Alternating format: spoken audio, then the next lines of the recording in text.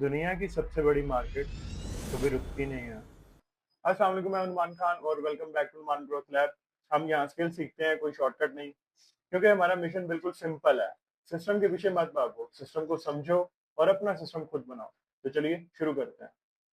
पिछले लेक्चर में हमने सीखा था कि फॉरेक्स ट्रेडिंग क्या होती है और लॉ करेंसीज को बाय और सेल क्यों करते हैं। लेकिन एक इंपॉर्टेंट सवाल अभी भी बाकी है। आखिर फॉरेक्स मार्केट काम कैसे करती है?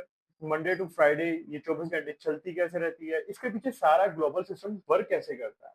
आज के लेक्चर के बाद आपके सारे क्वेश्चंस के आंसर्स क्रिस्टल क्लियर हो जाएंगे।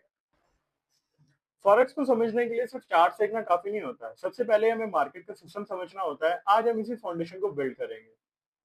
अगर आप स्टॉक मार्केट के बारे में जानते हैं तो आपने पाकिस्तान एक्सचेंज, न्यूयॉर्क एक्सचेंज का नाम सुना होगा, लेकिन फॉरेक्स मार्केट डिफरेंट है। इसका कोई सिंगल ऑफिस नहीं होता, इसकी कोई बिल्डिंग नहीं होती, इसकी कोई एक एक्सचेंज नहीं होती। ये पूरी दुनिया के अंदर इंटरनेट के जरिए कनेक्टेड इंस्टीट्यूशंस का एक ग्लोबल नेटवर्क है। इसकी एक रियल वर्ल्ड एग्जांपल ले लेते हैं, जैसे कि व्हाट्सएप। क्या आप एक मैसेज सेंड करते हैं तो क्या पूरी दुनिया के मैसेजेस व्हाट्सएप के एक बिल्डिंग से सेंड होते हैं? नहीं ना। हर कोई इंटरनेट से कनेक्टेड है व्हाट्सएप के सर्वर्स के साथ। इसी तरह फॉरेक्स मार्केट भी काम करती है। ये पूरी दुनिया में एक फैला हुआ इंस्टीट्यूशंस का जाल है जो एट अ टाइम वर्क करता है।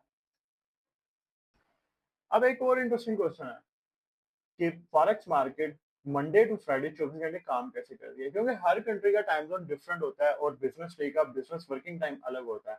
तो जब एक कंट्री के अंदर बिजनेस टाइम और वर्किंग टाइम खत्म होता है तो दुनिया के किसी दूसरे कोने के अंदर एक नया वर्किंग टाइम, एक नया डे स्टार्ट हो जाता है। इसलिए forex market Monday to Friday 24 घंटे काम करती है। इसके एक रियल वर्ल्ड एग्जांपल इस तरह से लेंगे कि अगर आप पाकिस्तान के अंदर मार्केट खोलते हैं और रात के 9 बज रहे हैं, तो यहाँ पे तो सोने का टाइम है, मार्केट्स बंद है, बिजनेस बंद है, अब अगले दिन शुरू होगा। लेकिन यूरोप या अमेरिका के अंदर दिन का टाइम होगा और वहां पे मार्केट एक्टिव होगी। इसलिए जब भी आप फॉरेक्स मार्केट ओपन करते हैं तो वो ऑलरेडी चल रही होती है। अब हमें पता चल गया है कि फॉरेक्स मार्केट 24 घंटे चलती रहती है, लेकिन ये हर वक्त एक्टिव नहीं रहती।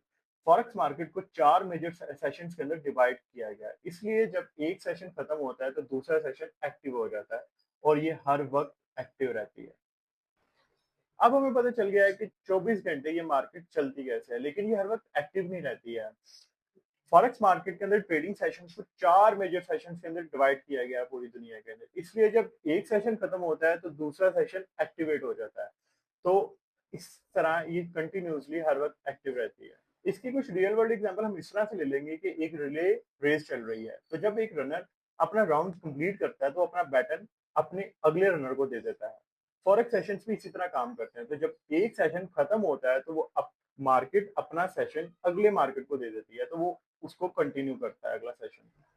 अब इन सेशंस के नाम जान लेते हैं। सबसे पहले आता है सिडनी सेशन, उसके बाद आता है टोक्यो, जिसे एशियन सेशन भी बोला जाता है, उसके बाद आता है लंदन सेशन, उसके बाद आता है न्यूयॉर्क सेशन, जो इस मार्केट को कंटिन्यू रखता है फॉलो। अब एक और मिसकंसेप्शन क्लियर कर लेते हैं। बहुत से बिगिनर सोचते हैं कि फॉरेक्स मार्केट हम जैसे ट्रेडर्स की बाइंग और सेलिंग से मूव करती है। Reality is completely different.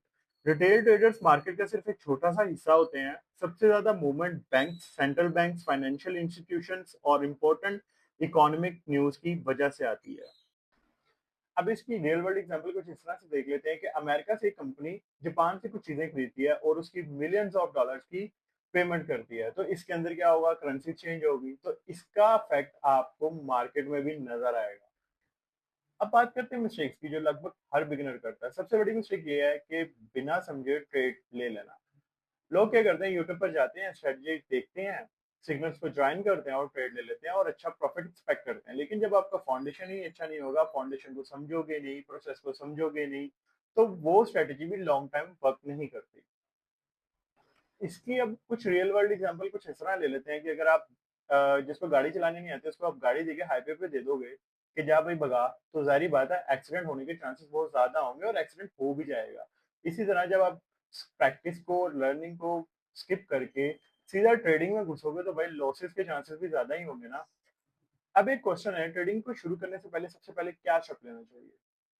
मेरे अकॉर्डिंग आपको मार्केट को समझना चाहिए और डेमो अकाउंट्स पे पहले प्रैक्टिस करनी चाहिए अच्छे से, ताकि आप मार्केट को समझो, ट्रेंड्स को समझो और लॉसेस से बचो। कॉन्ग्रेचुलेशन, फॉरेक्स कोर्स का आपने दूसरा लेक्चर कंप्लीट कर लिया। आज आपने समझा कि फॉरेक्स मार्केट का कंप्लीट सिस्टम वर्क कैसे करता है, और अगर आपके सारे कॉन्सेप्ट क्लियर हैं तो आगे की लर्निंग आपके लिए बहुत ईजी होगी। अब जब आप समझ चुके हैं कि फॉरेक्स मार्केट कैसे काम करती है, अब एक और इम्पोर्टेंट सवाल, जब हम यूरो यूएसडी, जीबीपी यूएसडी या यूएसडी जेपीवाई देखते हैं, ये दो करेंसीज एक साथ ही क्यों लिखी होती हैं? बेस करेंसी क्या होती है, क्वाड करेंसी क्या होती है, और एक्सचेंज रेट एक्चुअली बताता क्या है? ये सब हम अगले लेक्चर में रियल लाइफ एग्जांपल्स के साथ सीखेंगे। अगर आपको आज का लेक्चर वैल्यूएबल लगा हो तो लाइक करें, वीडियो को शेयर करें, सब्सक्राइब करें चैनल को, और ये वीडियो उन लोगों तक पहुंचाएं इस कोर्स को जो कि फ्री में प्रोफेशनली फॉरेक्स ट्रेडिंग सीखना चाहते हैं। सिस्टम के पीछे मत भागो, सिस्टम को समझो और अपना सिस्टम खुद बनाओ। नॉलेज पे इन्वेस्ट करो, प्रॉफिट उसका रिजल्ट होता है। टेक केयर, अल्लाह हाफिज। मिलते हैं लेक्चर नंबर 3 में।